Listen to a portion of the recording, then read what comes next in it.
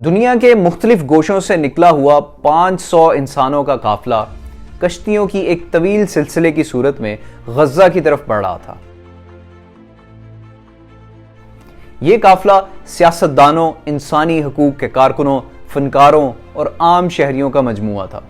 ایک ایسا کارواں جس کے دل میں ایک ہی نعرہ دھڑک رہا تھا کہ انسانیت سرحدوں سے بڑی ہے۔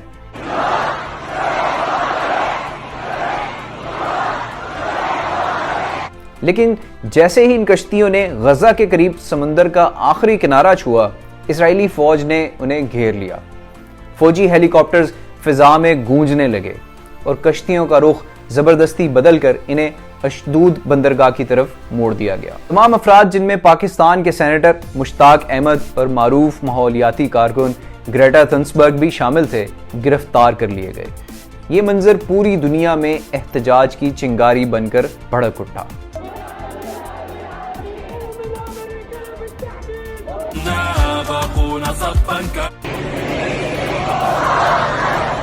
مگر حقیقت یہ ہے کہ یہ پہلا قافلہ نہیں تھا جو اسرائیل کی گرفت میں آیا، بلکہ یہ 10ویں فلوٹیلا تھی جو اسی انجام تک پہنچی۔ اس داستان کی جڑیں 20 سال پیچھے جاتی ہیں۔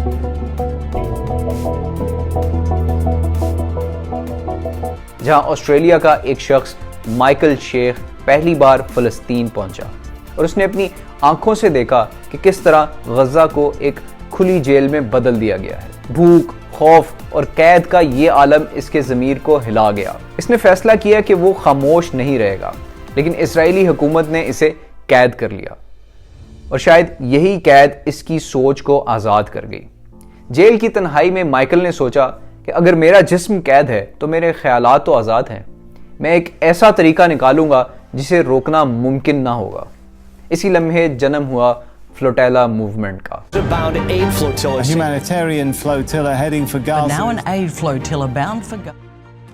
دنیا بھر کے لوگ اپنی کشتیوں پر سوار ہو کر فلسطین کی سمت نکلیں گے۔ یہ خیال بالکل کوئی نیا خیال نہیں تھا۔ یہی جذبہ دوسری ورلڈ وار کے درمیان بھی برطانیہ کے دل میں جاگا تھا، جب ہٹلر کی فوجوں نے یورپ کو اپنی لپیٹ میں لے لیا۔ 4 لاکھ برطانوی فوجی ڈنکر کے ساحل پر پھنس گئے تھے۔ آگے دشمن تھا اور پیچھے سمندر تھا۔ تب وزیر اعظم ونسٹن چرچل نے اپنی قوم سے ایک اپیل کی کہ جس کے پاس کشتی ہے وہ سمندر میں اترے، اپنے فوجیوں کو موت سے واپس لائے۔ اور پھر ہوا وہ جو کسی نے سوچا نہ تھا۔ ہزاروں عام شہری اپنی چھوٹی چھوٹی کشتیوں پر نکلے اور 3.5 لاکھ فوجیوں کو بچا کر واپس لائے۔ یہ وہ لمحہ تھا جب دنیا نے پہلی بار فلوٹیلا کی طاقت دیکھی تھی۔ اسی واقعہ نے مائیکل شیخ کو راستہ دکھایا۔ 2008 میں جب وہ جیل سے رہا ہوا، اس نے دنیا کے سامنے ایک سادہ سا اعلان کیا۔ اس نے کہا کہ میں اپنی کشتیوں کے بیڑے کے ساتھ فلسطین جاؤں گا۔ 2 چھوٹی کشتیوں میں خوراک، دوائیاں اور کپڑے بھرے گئے اور قافلہ نکل پڑا۔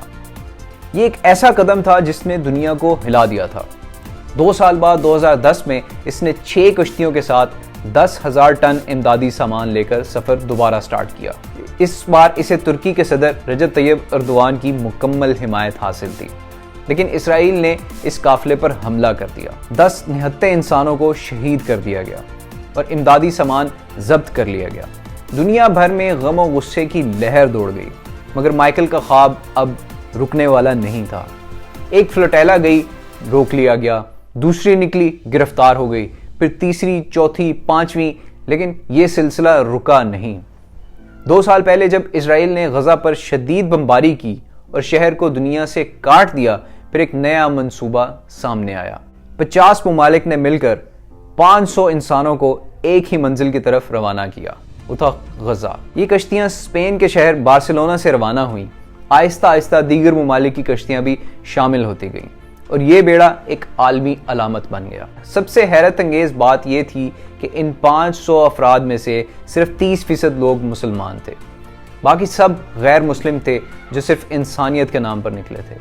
سب سے زیادہ والنٹیئرز ترکی سے تھے، پھر اسپین، اٹلی اور فرانس سے تھے۔ 2 پاکستانی بھی اس میں شریک تھے، ان میں سے ایک تھے ہمارے سینیٹر مشتاق احمد۔ غزہ کی طرف سفر جاری